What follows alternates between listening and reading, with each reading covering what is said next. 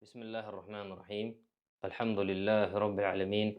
Və salatu və selamu alə imamil mursalin və alə alihi və ashabihi əcməin. Əmmə ba'd. Esselamu aleykum və rahmetullahi və barakatuh. İbn Qudamə rahimehullahın Umdetül Fiqh kitabının qiraətinə davam edirik. Ən sonuncu dəfə Kitab-ı Tahara, Taharət kitabına giriş etdik və Taharət kitabının ən ilk bölməsi olan Bəbu Əhkamil Miyah, suların hökmü haqqında babın adı ilə tanış olduq. Və sonra müəllif rahimehullahu teala bu Taharət kitabının birinci bölməsi olan suların hökmü babını isə, suların hökmü bölməsini isə bu sözləri ilə başlayır. Buyurur ki, müəllif, həqiqətən də su təmiz və təmizləyici olaraq yaradılıb. Onunla dəstəmaz, qusul və nəzasətlərin təmizlənməsində istifadə olunur. Şərhə keçməmişdən öncə qeyd etmək istəyirəm ki, müəllif İbn Qudamə rahimehullah o fəqihlərdəndir ki, suyu 3 qismə bölür. Təmiz, təmizləyici su, təmiz su və nəzasətli su. Bir neçə digər alimlər var ki, suyu 2 qismə bölürlər. Təmiz, təmizləyici və nəzasətli su. Müəllif rahimehullah isə birinci qism elm əhlindəndir, o alimlərdəndir ki, onlar suyu 3 qismə bölürlər. Müəllif rahimehullah mətnin bu hissəsi haqqında demək istəyir ki, yəni bütün sular hamısı təmiz və təmizləyicidirlər. Buna aiddir yağış, dəniz, çay, quyular, bulaqlar və sair təbii sular hamısı təmiz və təmizləyicidir. Bütün bu su növlərinin hamısının təmiz və təmizləyici olması haqqında dəlil isə Allah Subhanahu və Teala'nın bu ayəsidir. Allah Azze və Celle buyurur ki, وَيُنَزِّلُ عَلَيْكُمْ مِنَ السَّمَاءِ مَاءً لِيُطَهِّرَكُمْ بِهِ. Allah Subhanahu və Teala buyurur ki, Uca Allah sizin üzərinizə səmadan su indirdi ki, onunla sizi neynəsin? Təmizləsin. Ayədən bizə lazım olan dəlil hissəsi odur ki, yer üzündəki olan bütün suların, istər quyular, bulaqlar, dənizlər, çaylar, nə kimi sular olur olsun, onların hamısının əsli, mənbəsi nədir? Yağışdır. Əgər əsli təmizdirsə, o əsildən törənən su növləri də nə olacaq? Hamısı təmiz olacaq. Sonra müəllif rahimehullah buyurur ki, təharət yalnız, yəni dəstəmaz və qusul, yalnız onunla, yəni su ilə hasil olur. Ondan başqası ilə təharət hasil olmur. Yəni, müəllif rahimehullah demək istəyir ki, sudan başqa bir maye ilə təharət etmək olmaz. Yəni, məsələn, çay, bildiyimiz o dəmlənən, istəyimiz çay, meyvə şirəsi, yanacaq və bunlar kimi digər mayələrlə nə olmur? Təharət hasil olmur. Yəni, bunların heç biri ilə nə dəstəmazda, nə də ki, qusulda istifadə etmək olmaz. Onlar zahiri heyəti baxımından, forması baxımından su kimi mayələr olsalar da belə və özlərində təmiz bir şeylər olsalar da belə. Yəni, su özündə bir təmiz bir şeydir. Çay, həmçinin yanacaq da özündə təmiz bir şeydir. Lakin onların özlərinin təmiz olması, onların təmizləyici funksiyasını daşıması demək deyildir. Bunu başa düşdük.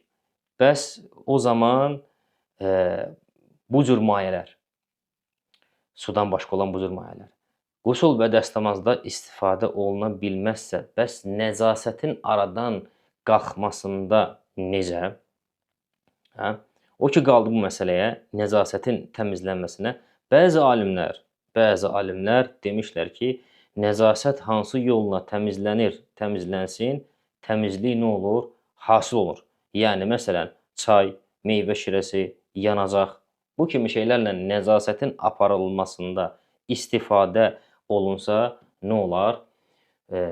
Təmizlik, yəni nəzasətin aradan qalxması hasil olmuş olar. Nəinki suya bənzər mayələr, məsələn, istər səccadə, üzərində namaz qıldığın səccadə, üzərinə nəzasət düşüb. Nəzasətli səccadəni qoydun evin üstünə, dama qoydun. Üzərinə yağış yağdı və ya qar yağdı, külək vurdu, gün vurdu, müddət keçdi. Bütün bu təbii hallar oradan nəcasətin aradan qalxmasına nə oldu? Səbəb oldu. Bununla nə olur? Həmin səccadə təmiz sayılır. Artıq təmiz sayılır. Orada nəcasətin olmayan, orada nəcasət artıq olmamış kimi sayılır. Ona görə də bəzi alimlər deyir ki, nəzasət fərq etməz hansı usulla, hansı yolla aradan qalxır-qalxsın. Əsas mühüm olan odur ki, nəzasət bir cisimdir, o aradan qalxsın. Hansı yolla qalxması fərq etmir. Sonra müəllif rahimehullah buyurur ki, su qullətin miqdarına çatdıqda və ya axarı olduqda heç bir şey onu murdarlaya bilmir. Qullətin nədir? Haqqında qənaətbəxş şəkildə, kifayət edici şəkildə danışacağıq. Su qullətin miqdarına çatdıqda və ya axarı olduqda heç bir şey onu murdarlaya bilmir. Suya qatışan nəcasət suyun rəngini, iyini və ya dadını dəyişdirməsi istisnadır. Qullətin miqdarından aşağı olan su isə mücərrəd nəzasətin ona qatışması ilə murdar su hesab olunur, murdar su sayılır. Yəni müəllif rahimehullah demək istəyir ki, qullətin miqdarında olan suya əgər nəzasət düşərsə və o suyun təmizlik vəsiflərindən hansısa birini, rəng, dad dəyişdirməzsə, o su təmiz və təmizləyici olmasında davam edir. Yəni nəzasət düşür suya, su da qullətin həzmindədir. Qullətin nədir haqqında danışacağıq. O nəzasət düşməsi ilə yanaşı suyun vəsiflərindən hansısa biri aradan qalxmayıb. Nə iyində dəyişiklik olub, nə rəngində dəyişiklik olub, nə də dadında. Dəyişiklik deyərkən buna bariz, açıq, aydın dəyişiklik deyilir. Yəni suyun dadının açıq, aydın şəkildə dəyişməsi, tam başqa bir dad verməsi, tam başqa bir iy verməsi və tam başqa bir rəngə çevrilməsi. Yəni yüngül, az miqdarda iyinin, rənginin, dadı dəyişməsi hesaba alınmır. Vəsiflərin üçünün də dəyişməsi şərt deyil. Yəni şərt deyil ki, bu su nəzasətli olmasına hökm verməkdən ötəri illah ki, onun rəngi də, iyi də, dadı da dəyişir. Xeyr. Bu üç vəsifdən hansısa birinin dəyişməsi nə edir? Kifayət eləyir ki, o suya nəzasətli su hökmü verilsin. Yəni birinin dəyişməsi ilə su nəzasətli su hökmünə çevrilir. Axar su isə aydındır. Orada axarı olması səbəbi ilə nəzasət qalmır. Məsələn, bir çayı və yaxud bir kanalı təsəvvür edin. Ora iri həcmli bir nəzasət tökülür.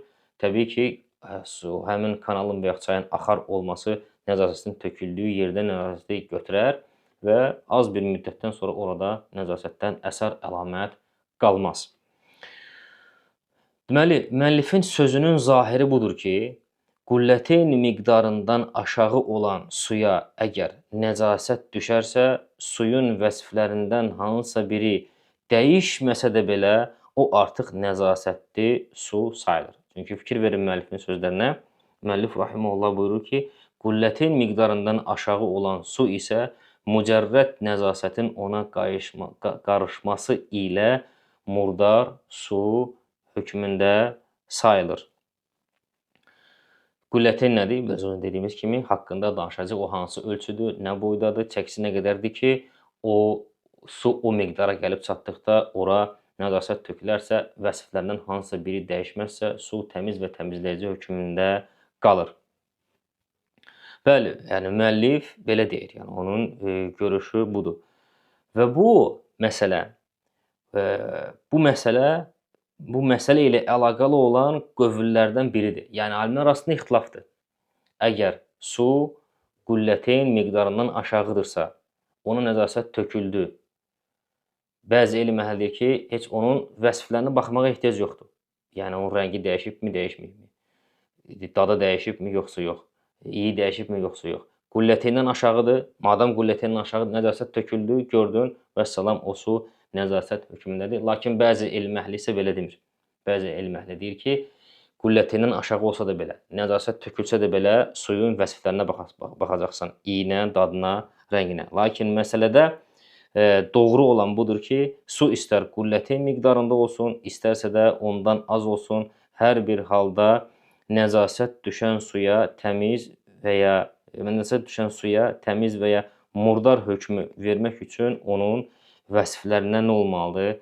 Baxılmalıdır ki, biləsən ki, bu nəcasətli su sayılır, yoxsa yox. Sonra müəllif buyurur ki, qullətin 108 ritildir Dəməşq əhli üçün. 108, qullətin 108 ritil. Litr yox, ritildir Dəməşq əhli üçün, yəni Suriya əhli üçün. Deməli, qullətin nədir, qardaşlar? Qullətin dedikdə nə nəzərdə tutulur? Qullətin dedikdə su miqdarının müəyyən bir həddi, müəyyən bir forması, müəyyən bir ölçüsü nəzərdə tutulur.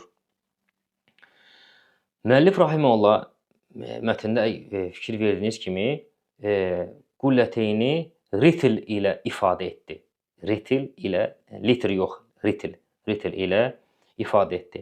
Dedi ki, qulleteyn 108 Dəməşq ritilidir. 108 Dəməşq ritilidir. Yaxşı, bəs ritil nədir onda? Ritilin özü nədir? Ritil isə İslam dünyasında qədim zamanlarda istifadə olunan çəki və ya həcm ölçüsüdür. Həcmin vahididir ritil. Onun, yəni Dəməşq ritilinin litrə olan nisbəti isə 3,2 litrdir. 3,2, yəni bir Dəməşq ritili 3,2 müasir litrdir. Yəni onda elə çıxır ki, 108 Dəməşq litri, hansı ki o qulləteynin həzmidir, müəllif 108 Dəməşq ritili ilə onu təqdir eləyib, litrə çevirsək nə olur? 345, demək olar ki 346 litr həcmində su olur. Bu müəllifin yəni təqdir etdiyi bir rəqəmdir, bir ölçüdür. Onun Dəməşq əhlinə görə təqdir edir bu. Çünki müəllif Dəməşqdə elmi fəaliyyətlərlə məşğul idi. Onlarda qullətin bu miqdarda ölçülürdü. Yəni qullətin əslində həcmi nə qədərdir? Bu elm əhli arasında ixtilafdır. Hər ölkənin özünün də, İraq, yəni Bağdad əhlinin özünün qullətin həcmi var, Misir əhlinin özünün qullətin həcmi var və Dəməşq əhlinin də özünün qullətin həcmi var. Ən aşağısı 165 litrdir. Ən aşağısı isə 165 litrdir. Sonra müəllif rahimehullah buyurur ki, suyun içində təmiz bir şey bişirilərsə və ya ona təmiz bir şey qatışıb, ondan su vəsfini aradan apararsa və ya su dəstəmaz ya da qusulda istifadə edilmiş olarsa, ondan təmizləyici xüsusiyyəti aradan qalxmış olar. Yəni, müəllif nə demək istəyir? Yəni, məsələn, suda mərci, çay, sümük bişirilərsə, yəni bulyon bişirilərsə və sair şeylər bişirilərsə, sudan təmizləyici xüsusiyyəti qalxar. Yəni, çay öz-özlüyündə təmiz bir şeydir. Mərci özündə təmiz bir şeydir. Sümük özündə təmiz bir şeydir. Bunlar suda bişirildikdə artıq su öz heyətini, formasını tərk edir. Həm öz formasından çıxır, həm də öz adından çıxır. Yəni, suda bişirilən mərci artıq nə olur? Sup olur. Suda bişirilən sümük o bulyon olur. Suda dəmlənən çay o nə olur? Artıq dəm olur, çay olur. O təmiz sayılsa da, özü-özlüyündə bu kimi şeylər təmiz sayılsa da təmizləyici olmur. Təmizləyici olmasından çıxır. Bunu başa düşdük. Suda nəyinsə təmiz olan bir şeyin pişirilməsi, qaynadılması, hazırlanması. Həmçinin suya təmiz bir şey qatışır. İndi suya təmiz bir şeyin qatışmasından gedir söhbət. Orada pişirilməsindən deyil. Həmçinin suya təmiz bir şey qatışır və qatışma nəticəsində sudan su adını aradan qaldırır. Suya məsələn böyük həcmdə boya, yəni rəng kraskanın tökülməsi, çernelin, mürəkkəbin tökülməsi, zəfəranın qarışması və yaxud yanacağın qarışması və suda da qarışıldıqdan sonra bu suda böyük dəyişiklik baş verir. Artıq bu nə olur? Su sayılmır və ondan təmizləyici xüsusiyyəti aradan nə olur? Qalxır. Tamam. İndi biz o suyun təmizləyici xüsusiyyətinin aradan qalxmasını necə bilirik? Buna suya qatışan şeyin onun incə heyətini dəyişdirməsini misal çəkmək olar. Yəni suyun özünün öz zərifliyi, öz forması, öz rəngi və öz incəliyi var. Onu yəni tərpənməz halda da hiss etmək olur. Tökərkən, axıdarkən bu halda da hiss etmək olur. Ona qatışan şey onun nə edir? Onun zərif halını dəyişdirir. Təbii ki, ona yanacaq qarışdıqda, boya qarışdıqda, mürəkkəb qarışdıqda onun heyətini, həm formasını, həm də nə edir? Rəngini dəyişdirir. Onun su anlamından çıxarır. Belə olduğu halda zatı etibarilə təmiz olsa da, lakin təmizləyici sayılmır. Ondan dəstəmaz və qusullarda istifadə etmək olmaz. Bunu da başa düşdük. Lakin suya təmiz şeylərdən hər hansı bir şey suya qatışır. Süd, zəfəran, çay və s. qatışarsa və suda böyük dəyişiklik baş verməzsə, özünü dediyimiz kimi, böyük dəyişiklik baş verməzsə, əksər elm əhli bu suyun təmizləyici olmaqda davam etdiyini demiş. Biraz önce dediyimiz kimi, yəni suya bir şey qatışır. Suyun dadını, iyini, rəngini elə də böyük bir hacmdə dəyişmir. Yəni iyi çox elə dəyişməyib. Azacıq bir iyi var orada, azacıq bir dad var, azacıq bir rəng var. Az nə olmur? Hesaba alınmır. Həmçinin suya düşməsinin qarşısı çətinliklə alınan şeylər isə, yəni suya bəzən elə şeylər qatışır ki, o qatışan şeylərin qarşısı almaq olduqca çətindir. Bu cür şeylər olduqda bunlar hamısı nədir? İstisnadır. Məsələn, suya yosunun qarışması, torpağın qarışması, yarpaqların qarışması və bu qəbildən olan istənilən şey. Bu qəbildən və deyək ki, bir tazdır. Həmişə o tazın içərisində xəmir yoğrulur. Günlərin bir günü, yəni oradan xəmir yaxşı yuyulmur, xəmir qalır orada. Ora bir su tökülür ki, dəstəmaz alınsın. Təbii ki, su da qatışır, nə olur? Xəmirə, suyun rəngi biraz dəyişir. Bu kimi şeylər, yəni bunlardan qorunmaq çətin olduğuna görə bu kimi şeylər suyun təmizləyici xüsusiyyətini aradan qaldırmır. Torpaq suyun rəngini dəyişdirdi, düşən yarpaq suyun rəngini dəyişdirdi, suda yaranan yosun suyun rənginin dadını, iyini dəyişdirir. Bunlar hamısı suyun təmiz təmizləyici xüsusiyyətini aradan nə etmir? Qaldırmır. Çünki niyə? Qeyd nədir? Bu kimi şeylərdən qorunmaq, yəni suyu bu kimi şeylərdən qorumaq çətindir, məşəqqətlidir. Şəriət də asanlığı buyurur. Deməli, dəstəmaz və qusulda istifadə olunan sudan,